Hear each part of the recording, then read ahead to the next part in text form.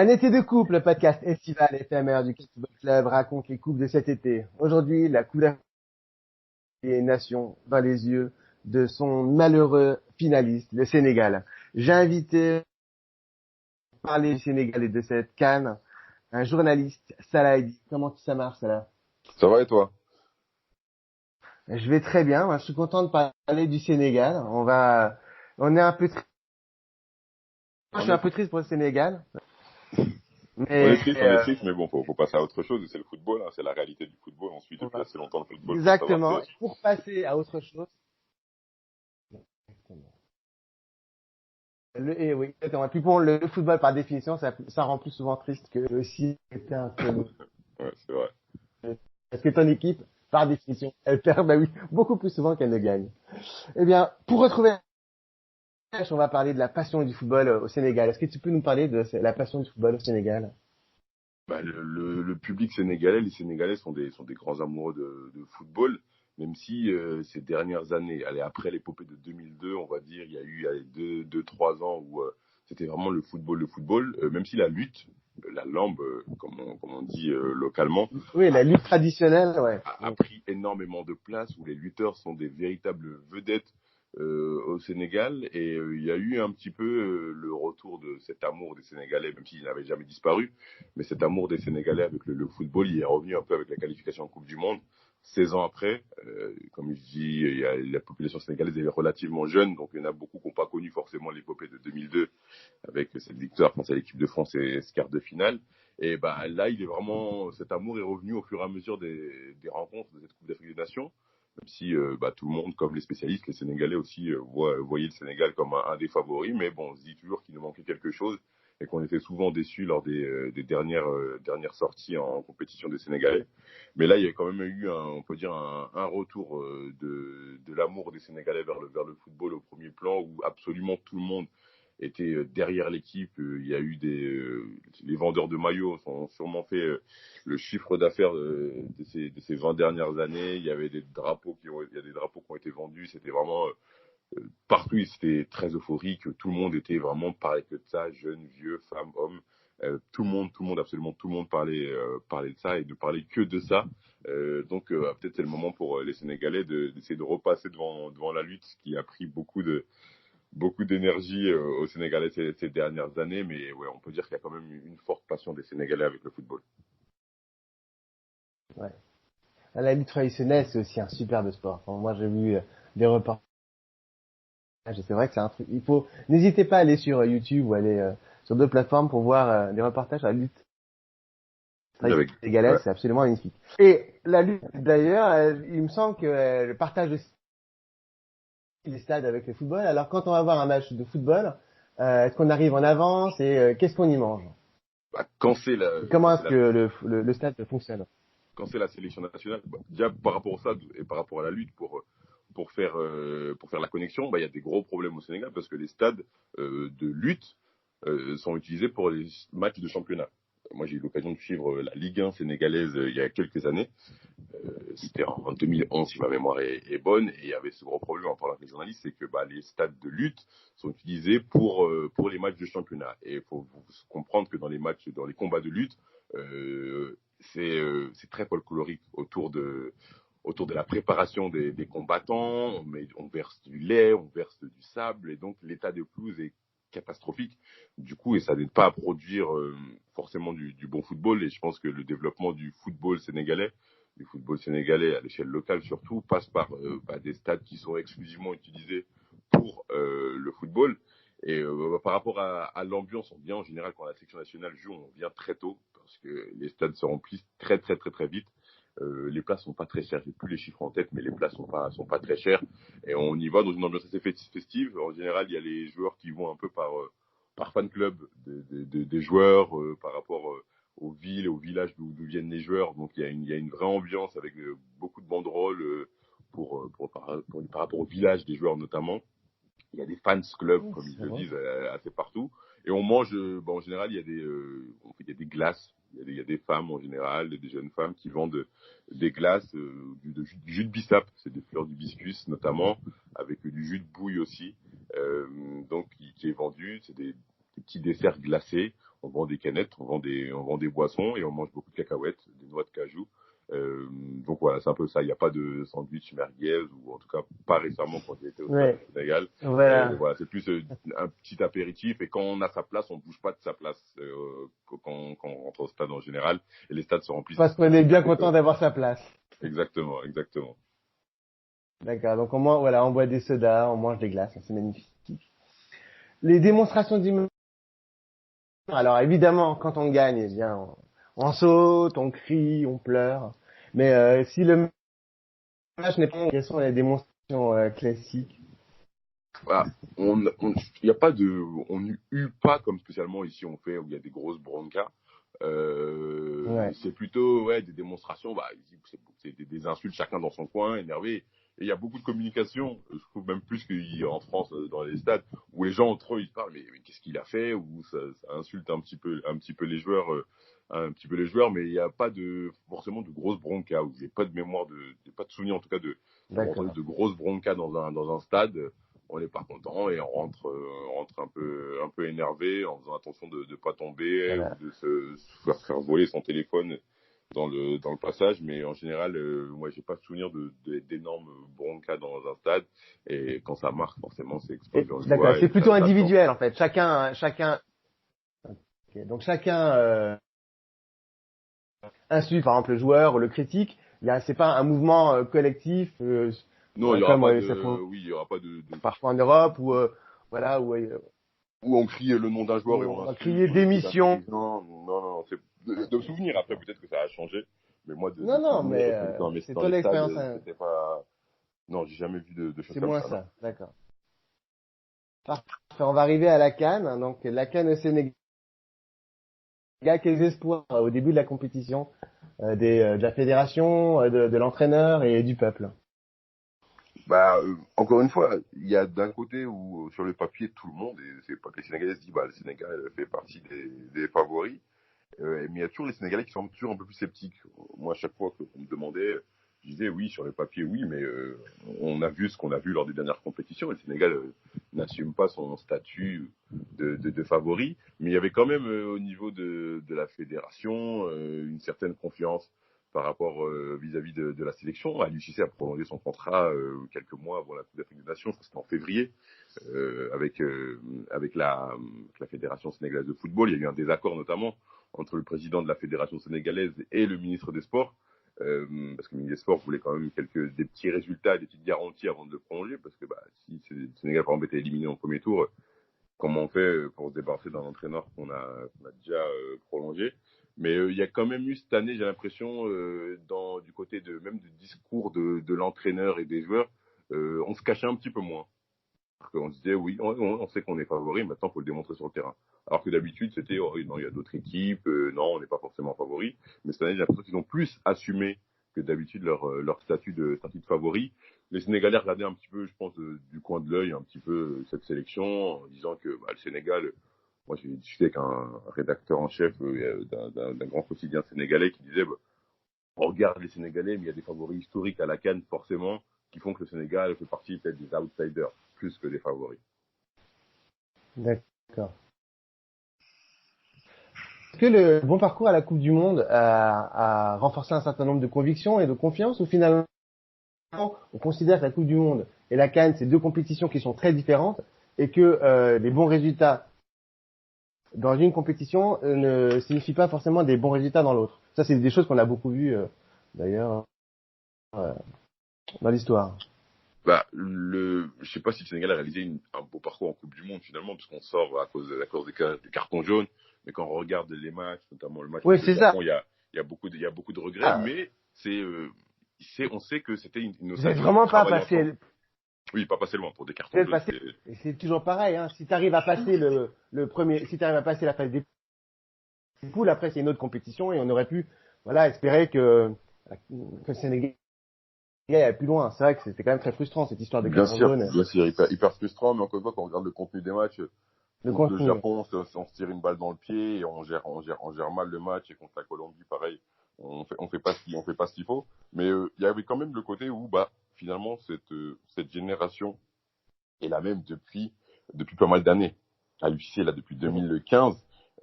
Ça fait longtemps, je pense, qu'un entraîneur, un sélectionneur sénégalais n'est pas resté aussi longtemps sur le banc, et le facteur est à peu près la même. Je crois qu'il y a 16 joueurs qui ont joué la Coupe du Monde, qui ont disputé la CAN.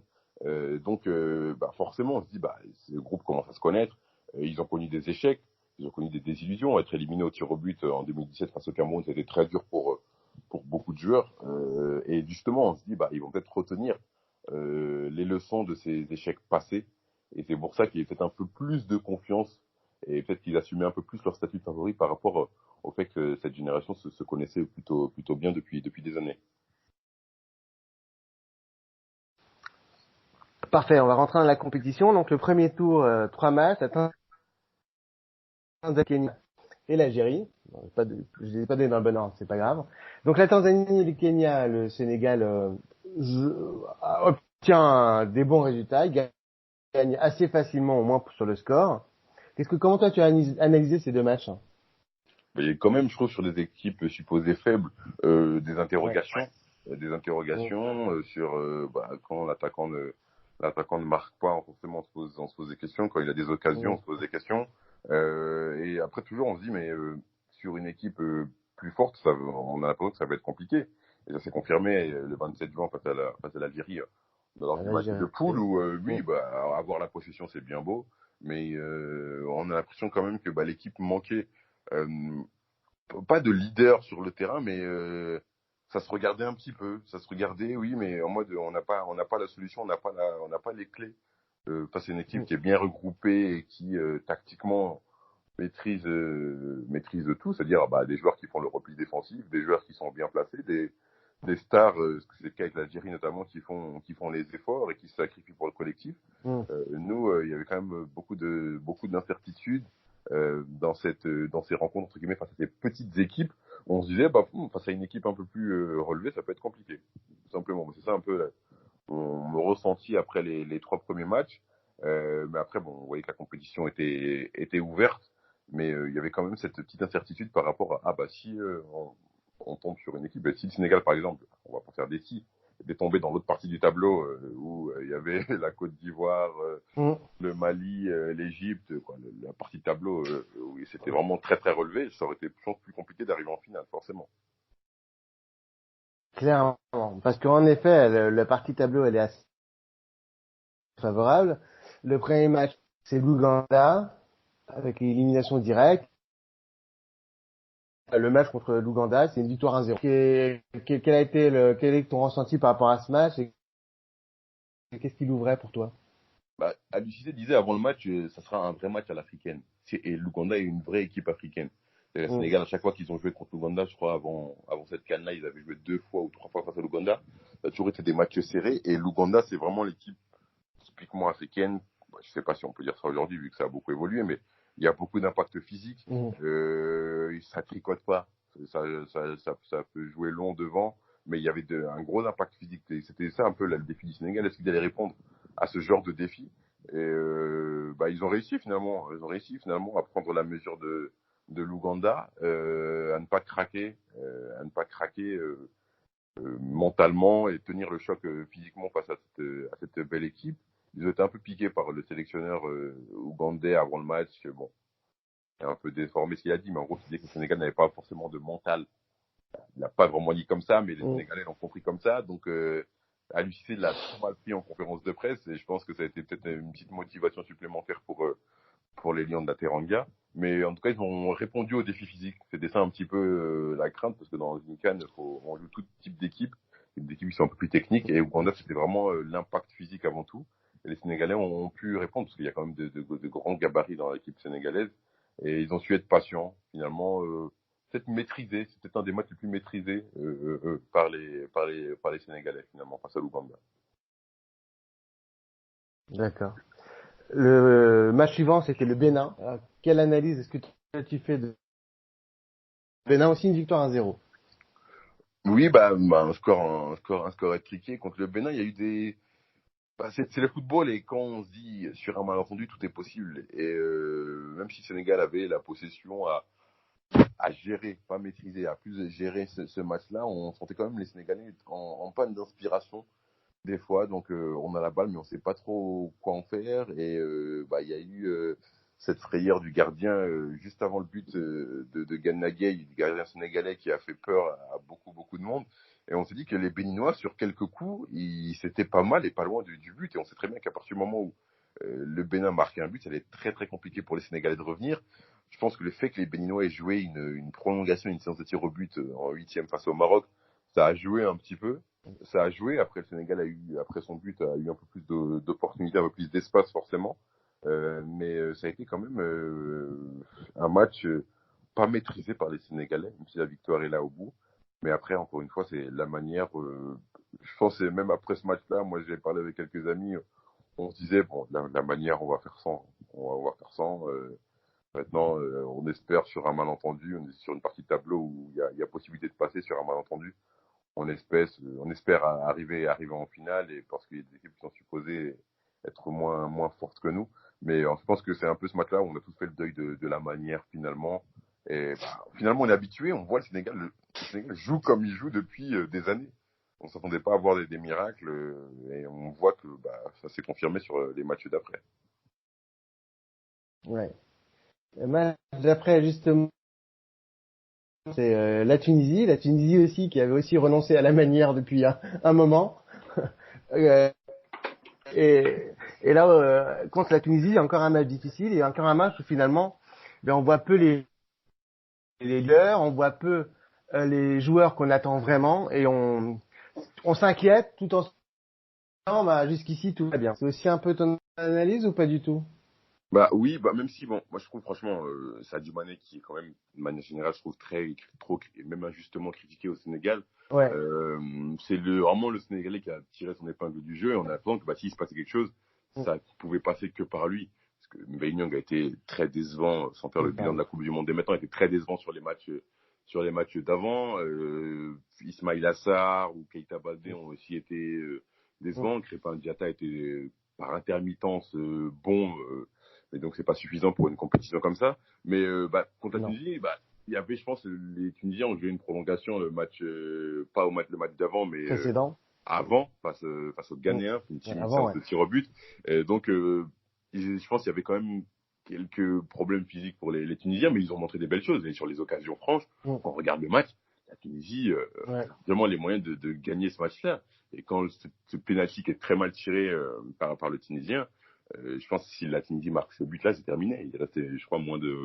moins de 15 minutes.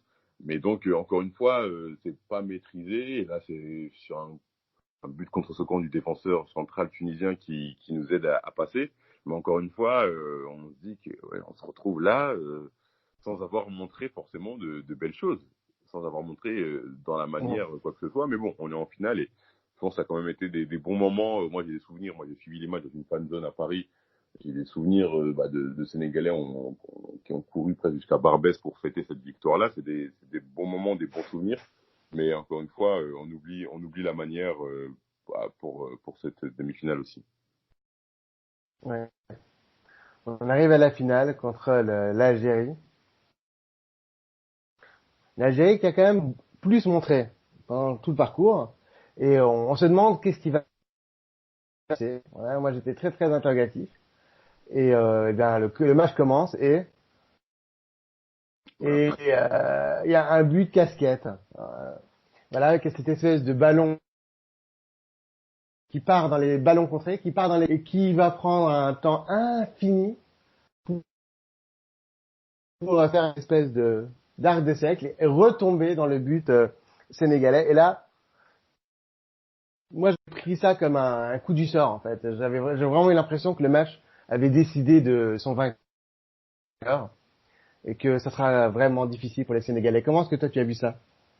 Ça a été vraiment un coup de massue quand même, parce que aussitôt Mm. 1 minute 20, et encore une fois, quand on revoit le but, moi justement limite l'appel de la NASA pour analyser ça, mais la balle monte tellement haut, et comment elle redescend, c'est juste limite, on comprend même pas la trajectoire de la balle. Irréel, Et ouais. en amont de ça, chez Kouyaté, il se manque, on peut pas se manquer.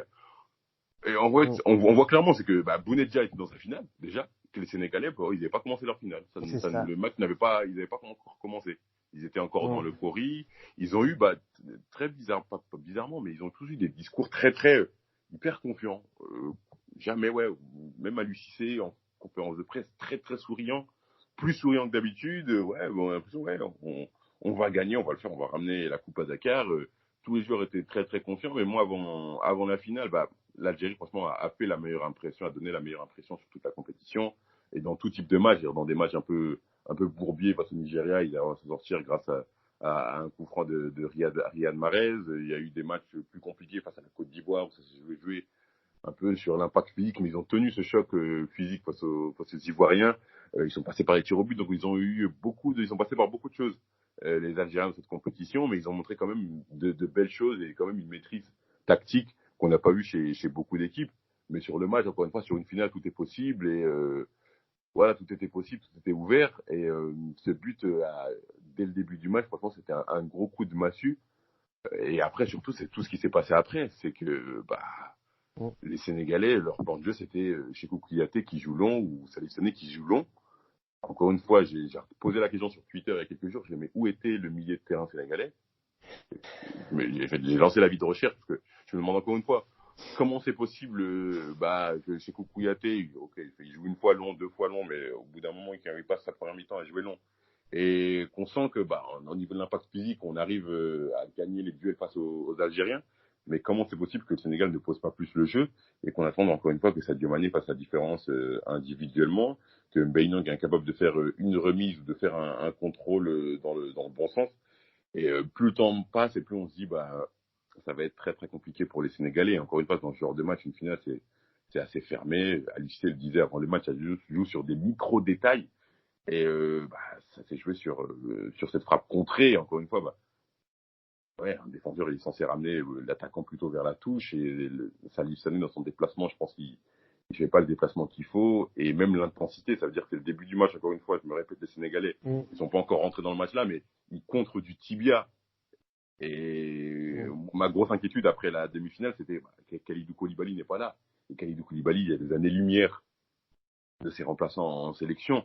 Et Kalidou Mm. Koulibaly, oui, on peut faire des si, c'est compliqué de faire des si dans le football, mais c'est une réalité. Kalidou Koulibaly, il n'aurait pas eu ce déplacement-là et il n'aurait pas contré cette balle du tibia. Il serait parti avec beaucoup plus d'intensité vers Bounedjah pour l'empêcher de frapper et empêcher que cette frappe aille vers le but. Mais bon, après, ça, c'est des si, c'est des si. Mais Ouais, c'est déception, décis. et Mais je encore suis une fois, d'accord quand il avec. y a 1-0, la première équipe qui marque dans ce genre de match, ouais, c'est compliqué pour les Sénégalais de revenir et les Algériens ont été parfaits dans tout ce qu'ils ont fait.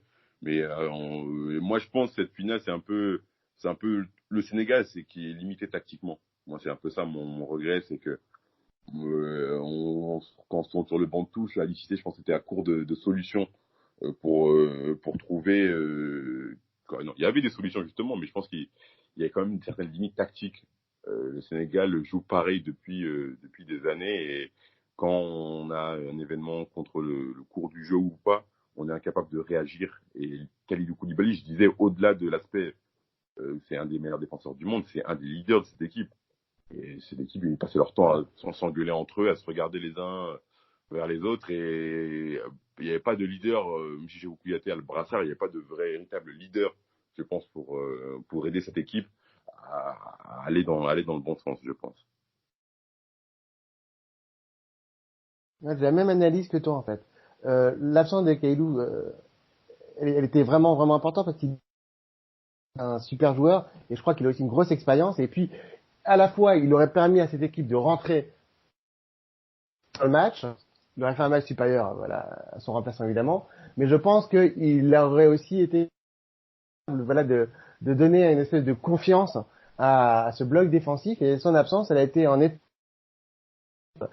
Je me posais aussi une question. Est-ce que tu penses pas que finalement le parcours du Sénégal avec des adversaires qui est de moins dangereux que ceux qui ont dû éliminer les Algériens, ça a aussi été un handicap et que finalement ils étaient peut-être pas prêts aussi à affronter une équipe aussi forte et aussi talentueuse et aussi prête, quoi. Le problème, c'est on avait 2 matchs à faire dans cette Coupe d'Afrique des Nations, même pas, on avait un match. On a joué l'Algérie en Mm, poule. Et finalement, les matchs, mm, c'est des matchs différents, mais il y a quand même des similitudes. dans les deux matchs. Car qu'il y a beaucoup de fautes côté algérien, et le Sénégalais qui a la balle et qui sait pas trop quoi faire de cette balle-là. Et il y a des similitudes. Et c'est pour ça que je me dis, bon, on a joué le premier match. Et les journalistes ont beaucoup questionné à l'UCC, est-ce que c'est une revanche? Non, c'est un match qui est différent, c'est une finale.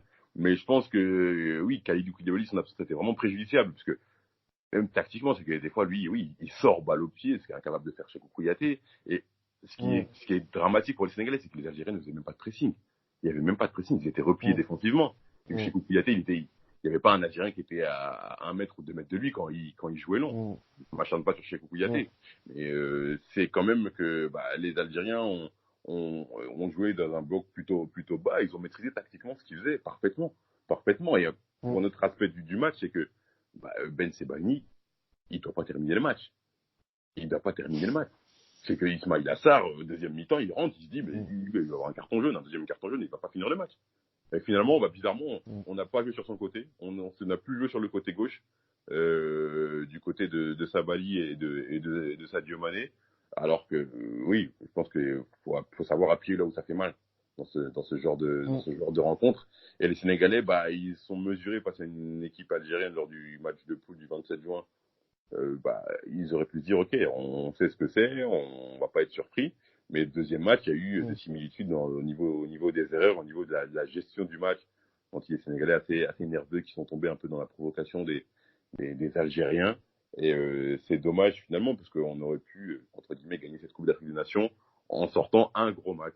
C'est pas donné à toutes les équipes quand même, et en faire un gros match pour gagner une compétition, franchement, ça aurait pu le faire. Ça semble accessible. Ouais. C'est accessible, exactement. Mais le Sénégal a quand même eu beaucoup d'occasions. Hein.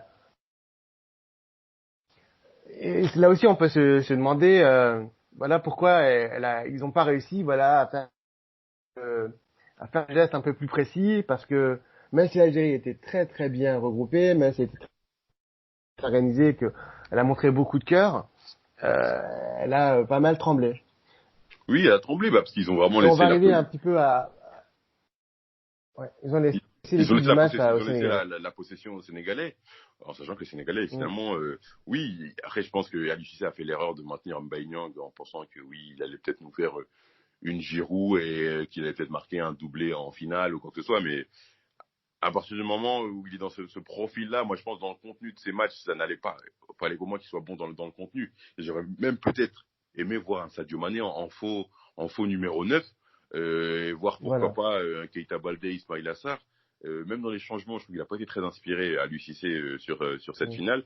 Le Sénégal a eu quelques occasions franches, des opportunités, mais de manière générale, l'Algérie a quand même bien tenu, je trouve, sur cette rencontre. Exact.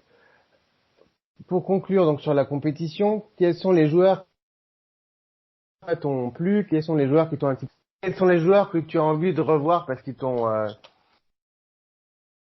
ils se sont montrés sous un jour intéressant. Individuellement, honnêtement, moi j'ai été déçu. On va commencer pas grand monde. Déception. Finalement, il y a beaucoup de monde qui m'a déçu individuellement parce que Sadio Mané était bon. Ismaïla Sarr, je pense que lui il a une progression qu'il doit avoir en club, mais aussi en sélection. Mais je pense qu'il a quand même quelque chose, même s'il a tendance à beaucoup tomber. Et après, c'est Kalidou Koulibaly, moi, qui a été un véritable leader et qui a bonifié chez Kouyaté. Surtout ça, c'est qu'il a compensé beaucoup de choses et c'est compliqué de sortir que 2 joueurs, mais si, moi je vais sortir que 2 joueurs, c'est Sadio Mané et Kalidou Koulibaly, qui sont finalement les 2 stars de cette équipe et qui ont montré leur voie. J'ai été un peu déçu par la CAN de Gana Gueye. Oui, sur la finale, un peu aux abonnés absents. Henri Saivet, on a l'impression que finalement il venait pour tirer les coups de pied arrêtés, mais bon, à la limite, s'il tirait bien les coups de pied arrêtés, ça n'a pas été le cas sur toute la compétition, et notamment en finale, quand je vois les gabarits des Sénégalais, comment c'est possible qu'on tire aussi mal les coups de pied arrêtés? C'est juste hallucinant, avec le nombre de fautes. C'est-à-dire que finalement, les Algériens, au bout d'un moment, ils gênaient même pas de faire des fautes, puisqu'ils savaient que derrière, ça allait pas suivre sur les coups de pied arrêtés. Et je pense que c'est un des gros problèmes de cette finale aussi. Et c'est que ce soit les corners, tous les coups francs que les Sénégalais ont eu, avec des gabarits, des Salif Sané, des Kouyaté, des grands gabarits, on était incapables de se montrer dangereux.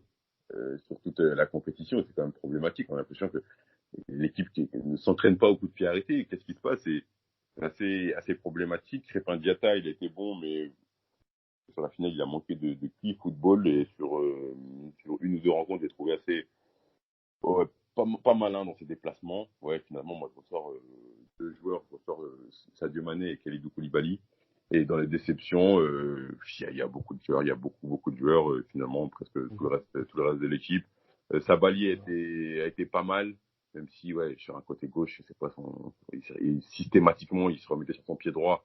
Et c'est problématique. Moi, je pense qu'Aliou devrait trouver une solution en laissant Sabali côté droit et essayer de trouver un arrière gauche qui tienne la baraque. Moussa Wagué, il a joué avec la B au Barça toute l'année. Il est sorti vite de l'équipe au détriment en faveur de Gassama plutôt. Il a été assez décevant, même dans son entrée face à la Tunisie, j'ai trouvé pas dans son match. Il y a encore des joueurs qui sont pas totalement vieux. Il y a encore possibilité de faire des choses avec cette ossature. Mais je pense qu'il faut trouver des solutions tactiques, une alternative au 4-3-3 qu'Aliou a maintenu pendant une grande partie de la compétition. Et l'animation offensive a été de manière générale assez insuffisante. Faudra voir. Keita Baldé aussi décevant, assez décevant sur toute la compétition. C'est dommage, parce que c'est des joueurs qui ont du potentiel, qui ont du talent, mais bon, faut le démontrer sur une compétition.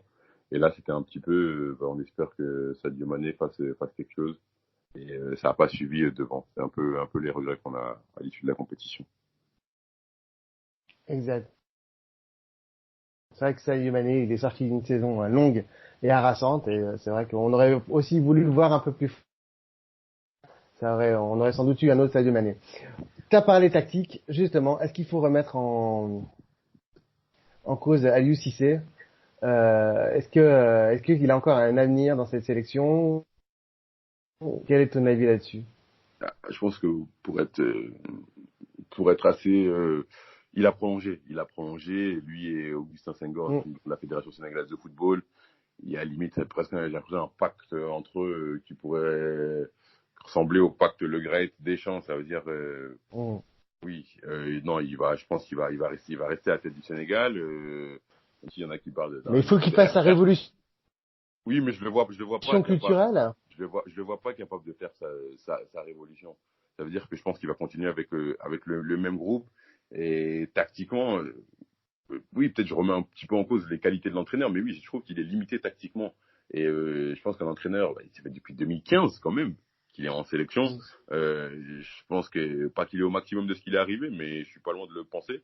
Et donc je ne vois pas quel changement. Donc ça passe peut-être par les joueurs, peut-être l'éclosion d'un nouveau talent sénégalais ou Ismaïl Assar ou Keita Baldé deviennent tout d'un coup des top players africains. Peut-être ça Mm. passe peut-être pas par là, mais quand même il y a quand même des chantiers en termes de la défense.